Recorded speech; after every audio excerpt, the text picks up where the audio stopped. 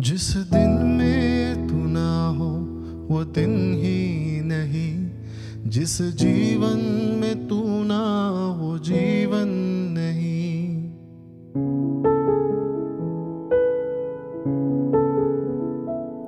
जिस दिन में तू ना हो वो दिन ही नहीं, जिस जीवन में तू ना हो वो जीवन नहीं। जिस दिन में तू ना हो वो दिन ही नहीं, जिस जीवन में तू ना वो जीवन नहीं।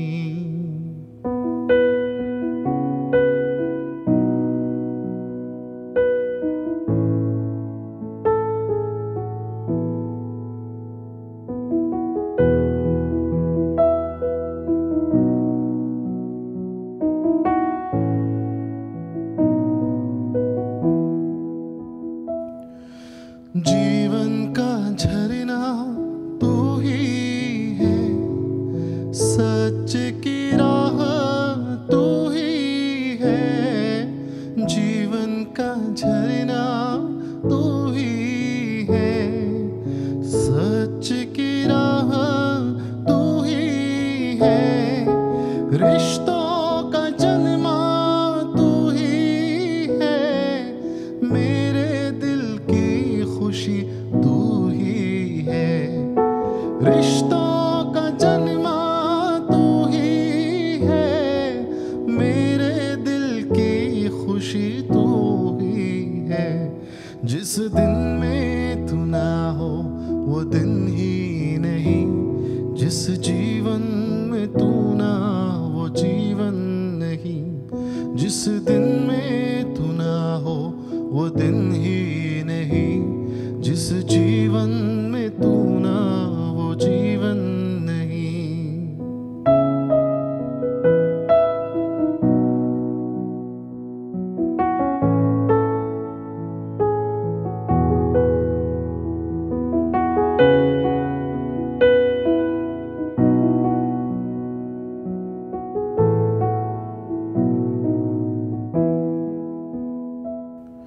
क्षमताएं मेरी तू ही है, ताकत मेरी तू ही है। क्षमताएं मेरी तू ही है, ताकत मेरी तू ही है। रक्षक मेरा तू ही है, कीला मेरा तू ही है।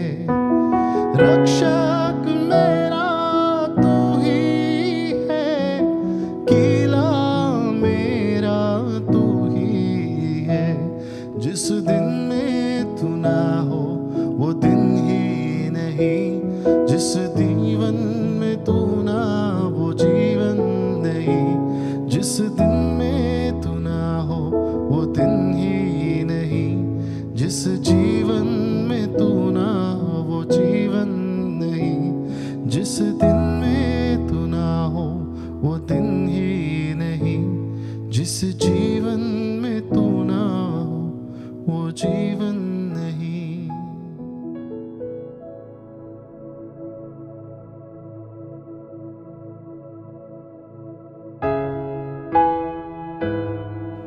उत्पत्ति 12:1-5। ये वचन हम सबको पता है, शायद हम सब लोग जानते हैं कि परमेश्वर ने कैसे अब्राहम को वादा किया। हम कहते हैं ना कि अब्राहम जो है वो परमेश्वर का क्या है, दोस्त है कि नहीं। सब लोग जानते हैं कि अब्राहम को परमेश्वर ने उसका दोस्त कहा, और परमेश्वर ने उसको मतलब उस दोस्त का उसको स्थान दिया, है ना। और इतना ही नहीं, उसको हम लोग विश्वास का पिता बोलते हैं। और पुराने करार में सबसे ज़्यादा आदर के योग्य व्यक्ति मैं जानता हूँ वो कौन है, आदमी अब्राहम। तो क्यों परमेश्वर ने उसको कहा कि वो दोस्त है, या क्यों उसको विश्वास का पिता कहा जाता है। तो इसमें हम शुरुआत में देखते हैं, सबसे पहला जो है परमेश्वर ने उसको वादा किया। परमेश्वर ने उसको कहा कि अपने देश और अपने जन्मभूमि, अपने पिता के घर को छोड़कर उस देश में चला जा जो मैं तुझे दिखाऊंगा, और मैं तुझे एक बड़ी जाति बनाऊंगा, तुझे आशीष दूंगा, तेरा नाम बड़ा करूंगा और तू आशीष का मूल होगा, और जो तुझे आशीर्वाद दे उन्हें मैं आशीष दूंगा, और जो तुझे कोसे उसे मैं श्राप दूंगा, और भूमंडल के सारे कुल तेरे द्वारा आशीष पाएंगे। और लिखा हुआ है, यहोवा ने इस वचन के अनुसार अब्राम चला, और लूत भी उसके संग चला, और वो अपनी पत्नी सारे और अपने भतीजे लूत को और जो धन उन्होंने इकट्ठा किया था और जो प्राणी उन्होंने हैरान में प्राप्त किए थे सबको लेकर कनान देश में जाने के लिए निकल चला। और लिखा है कि कनान देश वो पहुंच भी गया। मतलब कितना कितना मतलब फटक से यहाँ लिखा हुआ है कि परमेश्वर ने कहा, वो निकल गया और पहुंच भी गया। यहाँ क्या लिखा है कि तू अपने जाति को, अपने जन्मभूमि को छोड़, अपने देश को छोड़। कि क्या ये इतना आसान है? क्या इतना आसान है कि अपना परिवार छोड़ दो, अपना जो वहाँ के लोग हैं उनको छोड़ दो, देश छोड़ दो? और पता है हरान से कनान की दूरी कितनी थी पता है? 12,180 किलोमीटर। कितना? 12,180 किलोमीटर। अब उस समय तो फ्लाइट भी नहीं था, उस समय मतलब ऐसे नावें भी नहीं थी जो बेसिकली आपको पहुंचा दे, या कोई ऐसे रोड, वो तो छोड़ दो है ना, कार भी नहीं था वो टाइम पे। तो सोचो 12,180 किलोमीटर। मैंने कैलकुलेट किया, अभी आपका एक बहुत बड़ा समूह है ना, हो सकता है उस समूह में मान लो 25 लोग भी होंगे, तो अगर 25 लोग अगर एक दिन यात्रा के लिए निकलेंगे, कितना किलोमीटर चलेंगे? वो कितना होगा? 10, 15, 25? परिवार में छोटे छोटे बच्चे भी होंगे ना, लेकिन लिखा है कि वो निकल पड़ा और पहुंच गया। प्यारो, कम से कम इसको साल लगा होगा, कम से कम।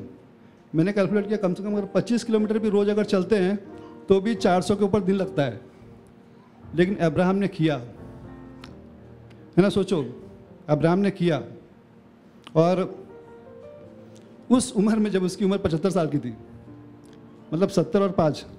अब सोचो, एक किसी अगर जवान व्यक्ति को बोल दो तो शायद वो हिम्मत कर ले ना कि वो करेगा। और उसने 75 साल की उम्र में वो घर से निकल गया, पूरा परिवार जो कुछ भी है, सब कुछ, जानवर, सब कुछ लेके वो निकल गया और पहुंच भी गया।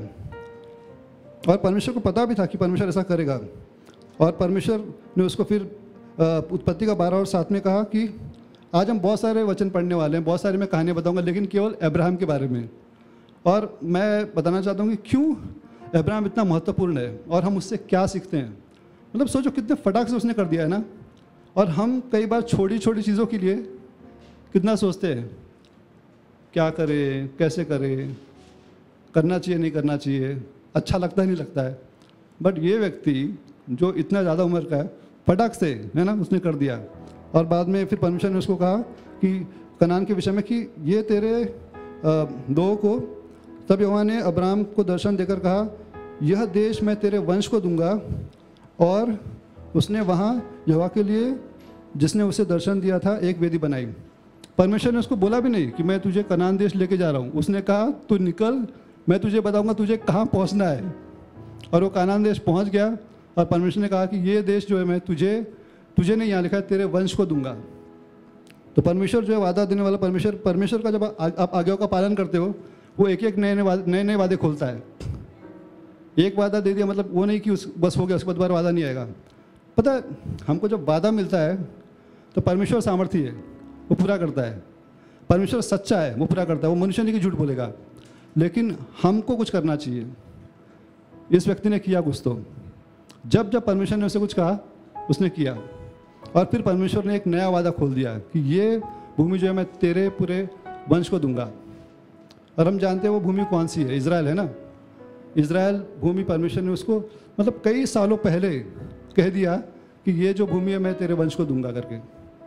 और फिर बाद में हम देखते हैं बहुत सारी चीज़ें हम जो सीख सकते हैं अब्राहम के बारे में। फिर हम आगे हम देखते हैं कि वो लोग वहाँ पे थे और फिर परमेश्वर उनको आशीष दे रहा था। उनके जो धन दौलत जो है बढ़ते जा रहे थे और उनके पशु बढ़ते जा रहे थे। और जहाँ पे वो रह रहे थे वहाँ पे हम देखते हैं उत्पत्ति का 13:6-9 में। मैं फिर से कहूँगा, मैं बहुत सारे वचन पढ़ने वाला हूँ, बहुत सारी कहानियाँ बताने वाला हूँ, लेकिन केवल अब्राहम के बारे में, क्योंकि बहुत सारी चीज़ें हैं ना, हम अब्राहम के जीवन में बहुत सारी चीज़ें सीख सकते हैं। और बहुत सारी चीज़ें परमेश्वर ने उसके जीवन में की। यहाँ लिखा है कि सो उस देश में उन दोनों की समाई न हो सकी कि वे इकट्ठा रह सके, क्योंकि उत्पत्ति 13 का 6 से 9 पढ़ रहा हूँ मैं। सो उस देश में उन दोनों की समाई न हो सकी कि वे इकट्ठा रहें, क्योंकि उनके पास बहुत धन था, क्योंकि परमेश्वर ने आशीष दिया था, इसलिए वे इकट्ठा न रह सके। सो अब्राहम और लूत की भेड़ बकरी और गाय बैल के चरवाहों के बीच झगड़ा हुआ, और उस समय कनानी और परिज्जी लोग थे। ये यहाँ इसलिए लिखा हुआ है क्योंकि कई बार हमारा झगड़ा होता है तो शैतान जो है फ़ायदा उठाता है ना, और वैसा हमको होने देना नहीं चाहिए। तो यहाँ लिखा है ये लोग थे, उस देश में रहते थे। तब अब्राहम ने लूत से कहा, मेरे और तेरे बीच और मेरे और तेरे चरवाहों के बीच झगड़ा ना होने पाए, क्योंकि हम लोग भाई बंधु हैं। क्या सारा देश तेरे सामने नहीं है? सो मुझसे अलग हो, यदि तू बाईं ओर जाए तो मैं दाहिनी ओर जाऊंगा, और यदि तू दाहिनी ओर जाए तो मैं बाईं ओर जाऊंगा। है ना। फिर से अब्राहम अभी उम्र वाला है, उसकी उम्र काफ़ी हो गई है, उसको कोई संतान नहीं है, लेकिन जब झगड़ा हो रहा है तो उसको कैसे सुलझा रहा है वो, है ना। हम कई बार बहुत दिमाग चलाते हैं, मेरा क्या, मेरा परिवार क्या, मेरी पीढ़ी क्या, उनका कैसे होगा। लेकिन यहाँ अब्राहम जो है वो क्लियरली ऑप्शन दे रहा है, मतलब स्पष्ट ऑप्शन दे रहा है कि तू अगर बाईं ओर जाएगा तो मैं दाहिनी ओर जाऊंगा, तू दाहिनी ओर जाएगा तो मैं बाईं ओर जाऊंगा। तो कहने का मतलब क्या है, हम लोग भी शांति प्रिय लोग होना चाहिए, और हमको जानना चाहिए कि हमारा आशीष जो है वो परमेश्वर की ओर से आता है। प्यारो, आप कितना भी दिमाग लगा लो, कितना भी आप कोशिश कर लो, सच्ची सुख और शांति परमेश्वर देता है। कितने लोग मानते हैं? मानते हैं? सब लोग नहीं मानते? सच्ची सुख और शांति परमेश्वर दे सकता है। मानते हैं? हाथ ऊपर करो। प्यारो, सचमुच हम कितना भी कमा ले या कुछ भी कर ले, असली जो शांति है ना वो केवल प्रभु ही दे सकता है।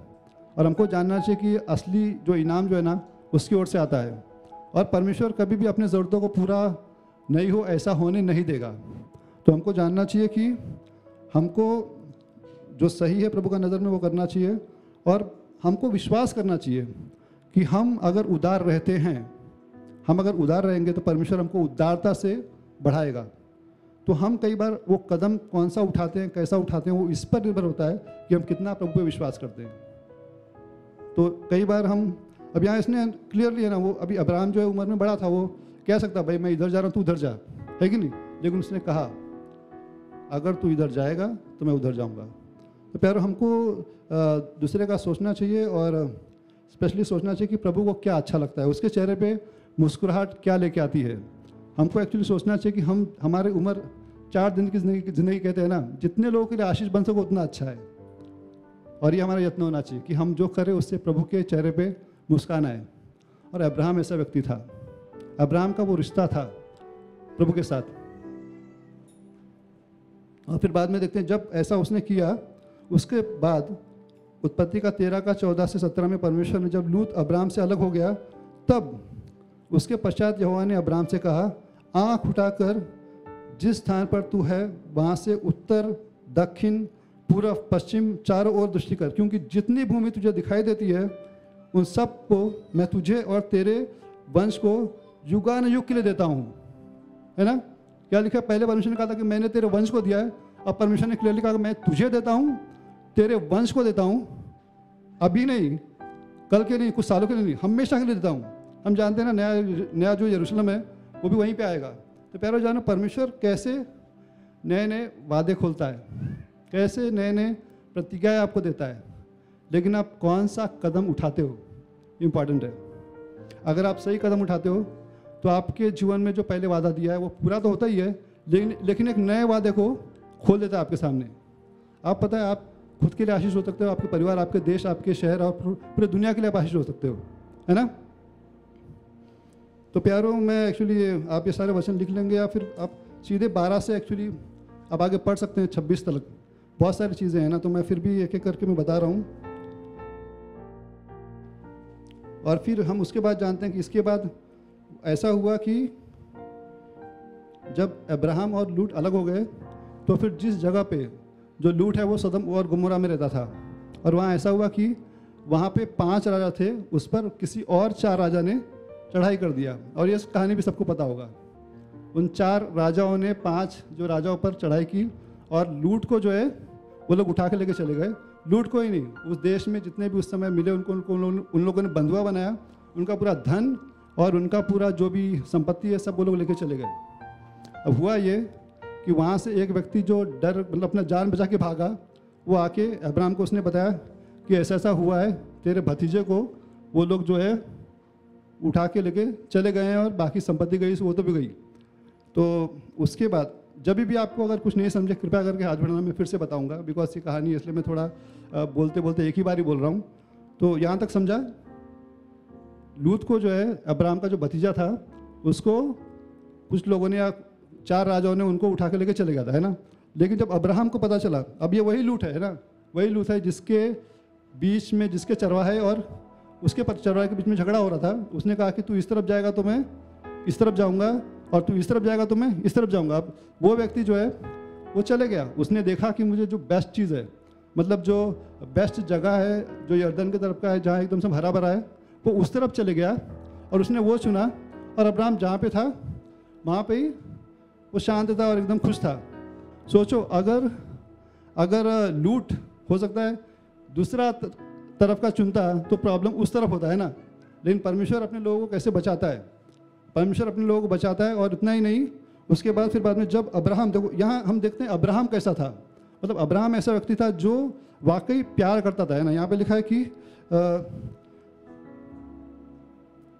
उत्पत्ति का 14 से 16 में, यह सुनकर कि उसका भतीजा बंधुआई में गया है, अब्राहम ने अपने 318 शिक्षित युद्ध कौशल में निपुण दासों को लेकर उसके कुटुंब में उत्पन्न जो हुए थे अस्त्र शस्त्र धारण करके दान तक उनका पीछा किया और अपने दासों के अलग अलग दल बांधकर रात को उन पर चढ़ाई करके उनको मार लिया और होबा तक जो दशमिक की उत्तर की ओर है उनका पीछा किया और सारे धन को और अपने भतीजे लूट को और उसके धन को और स्त्रियों को और सब बंधुओं को लौटा ले आया।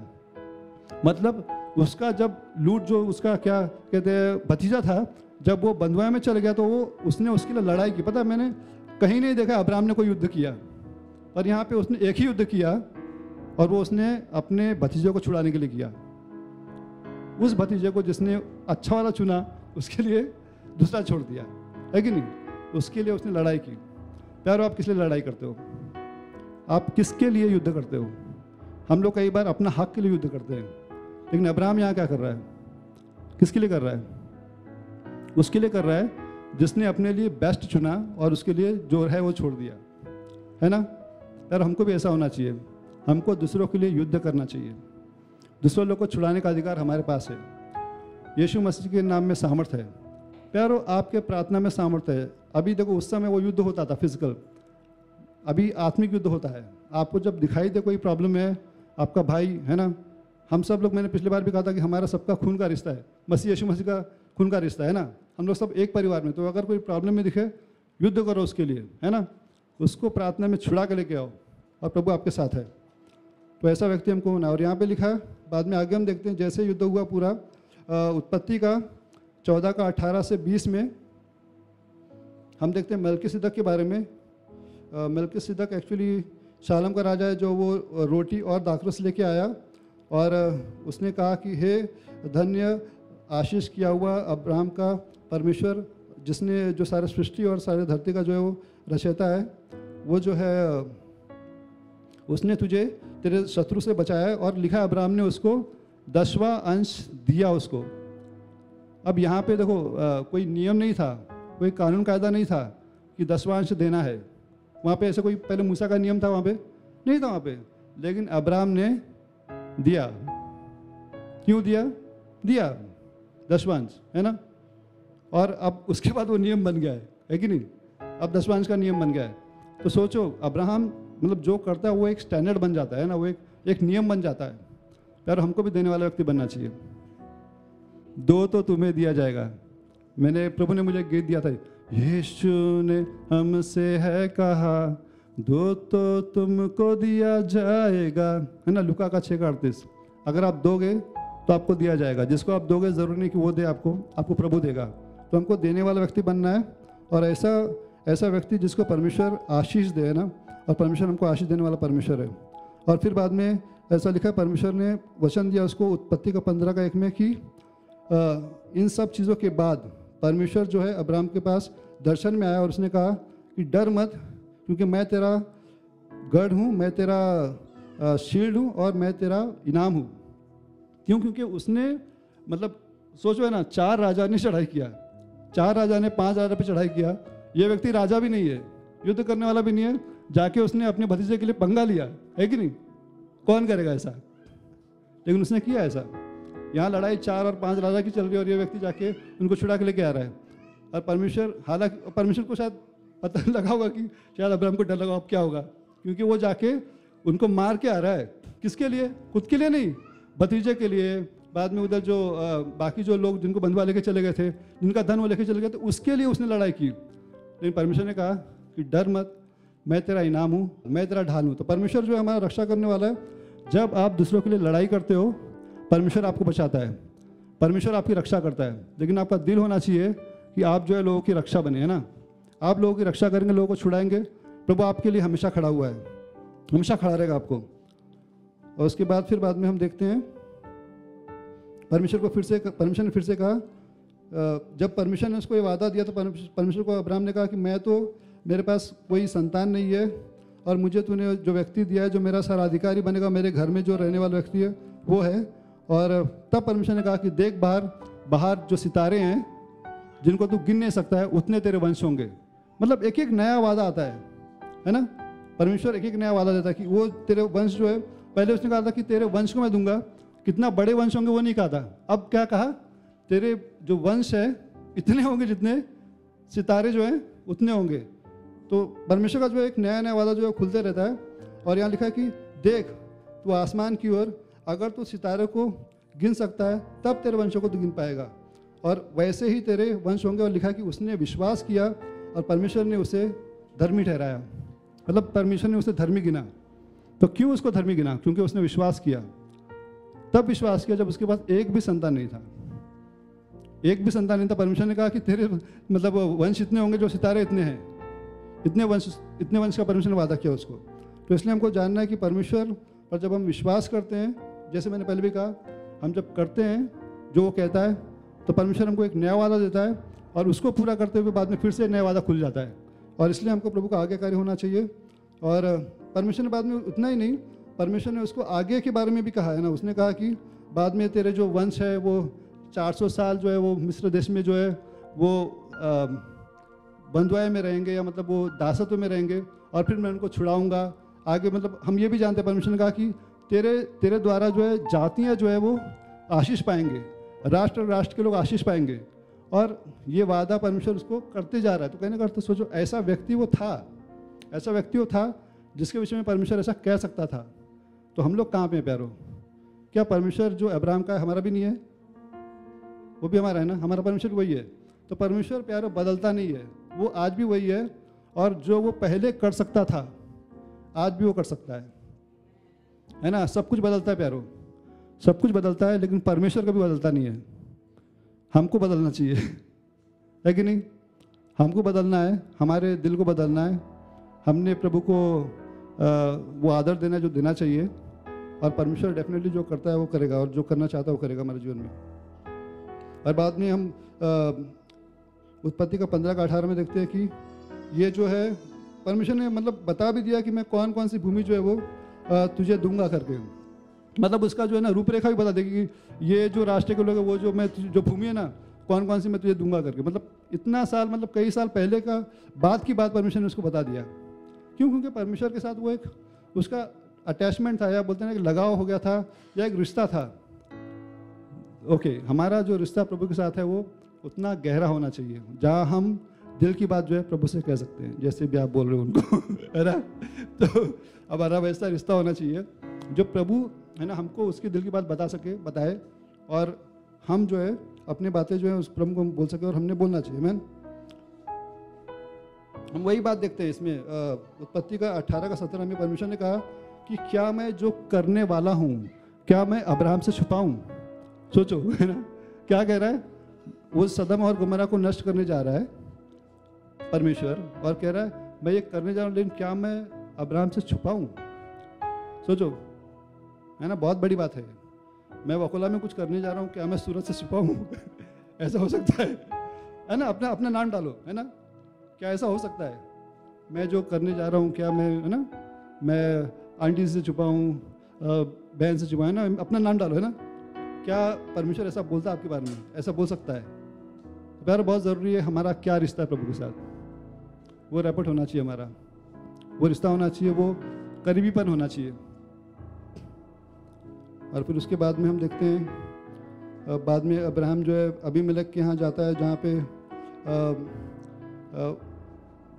अब्राहम, पूरा कहानी बताऊंगा तो बहुत टाइम जाएगा, पर अब्राहम की जो वाइफ है एक्चुअली सारा, उसको वो राजा के पास लेके जाया जाता है, और फिर परमेश्वर को दर्शन देता है कि उसको छूना नहीं, क्योंकि वो जो नबी है, और नबी जो है वो तेरे लिए प्रार्थना करेगा, तब तेरा परिवार चंगा पाएगा। यहाँ पे मतलब उसमें क्या एक्चुअली सारा जो है, सारा का खुद जो है गर्भबंद है, और यहाँ पे जब वो राजा जो है वो सारा को छूने का मतलब उसके लिए लेके जाता है, तो परमेश्वर जो है सारा राज्य का जो है गर्भ जो है ना स्त्री का वो बंद कर देता है, और परमेश्वर कहता है कि अगर तू उसको स्पर्श करेगा मतलब तो तू डेफिनेटली मरेगा।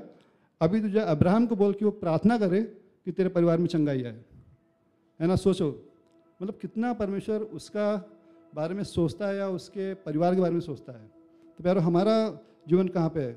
यहाँ लिखा है कि इसलिए तू जो है उस पुरुष, उत्पत्ति का 20 का साथ में, इसलिए तू उस पुरुष का जो स्त्री को वापस भेज दे, क्योंकि वो नबी है और वो तेरे लिए प्रार्थना करेगा ताकि तू जीवित रहेगा, और अगर तू उसको नहीं वापस भेजेगा तो तू डेफिनेटली मृत्यु को प्राप्त हो जाएगा, और जितने भी सब है सब मरेंगे।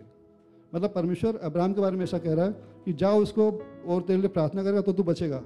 और लिखा है फिर बाद में उत्पत्ति का 20 में 17 से 18 में, अब्राहम प्रेड टू गॉड, परमेश्वर से उसने प्रार्थना किया, और परमेश्वर ने अबीमेलेक को चंगा किया, उसकी पत्नी को, उसके जो स्त्री दासियां थी उनको, और फिर बाद में वो लोग जो है बच्चे उत्पन्न कर पाए, क्योंकि परमेश्वर ने उनके गर्भों को बंद कर दिया था सारा की वजह से। तो प्यारो ऐसा पढ़ो आप, मैं फिर से कहूँगा 12 उत्पत्ति से लेके आप लोग 26 उत्पत्ति तक का पढ़िए, आप बहुत कुछ इसमें सीख सकते हैं। परमेश्वर ने मुझसे बहुत सारी चीज़ें बातें की, और आपसे शायद हो सकता है और भी कुछ नया बात कर सकता है।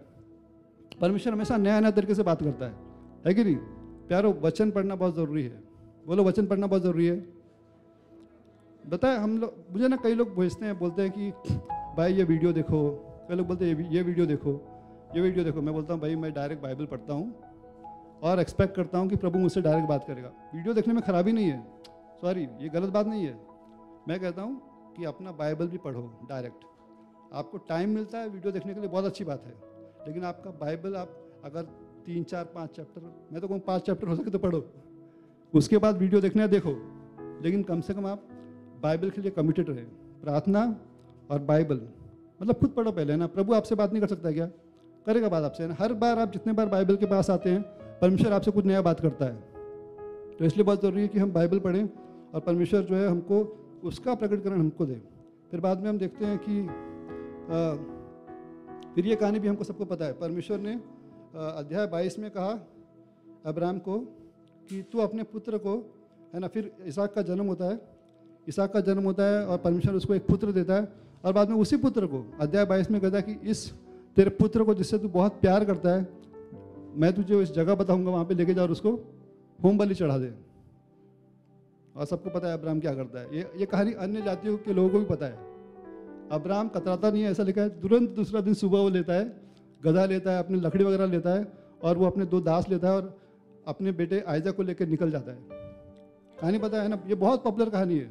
सोचो है ना, एक उसको संतान भी नहीं था, अब जाके एक संतान हुआ है, और परमेश्वर बोलता है इसको भी बलि चढ़ा दो। कौन कर पाएगा ऐसा? कोई कर पाएगा ऐसा?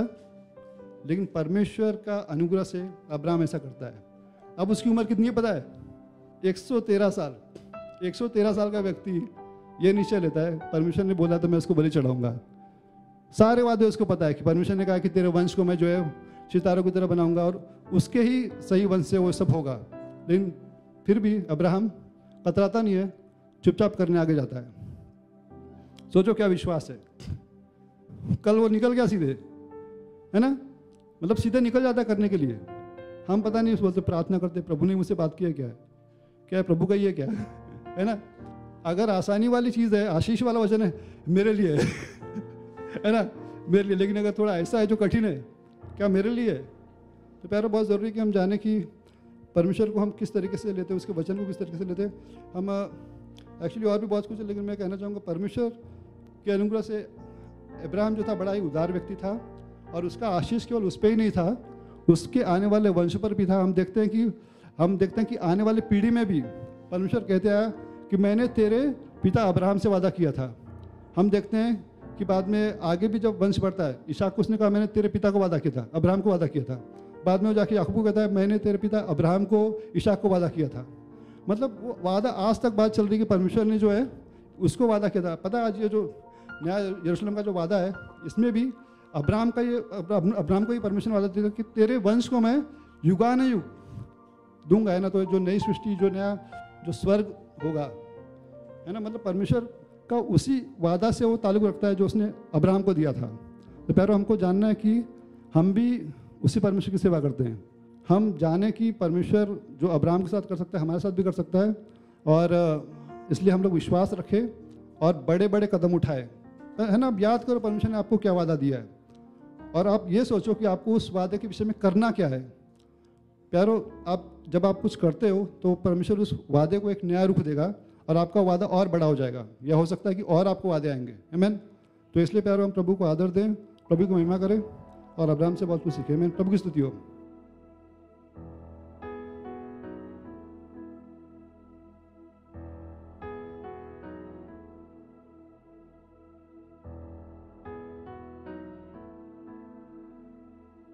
प्रिय प्रभु, मैं प्रार्थना करती हूँ भारत देश के सरकार के लिए।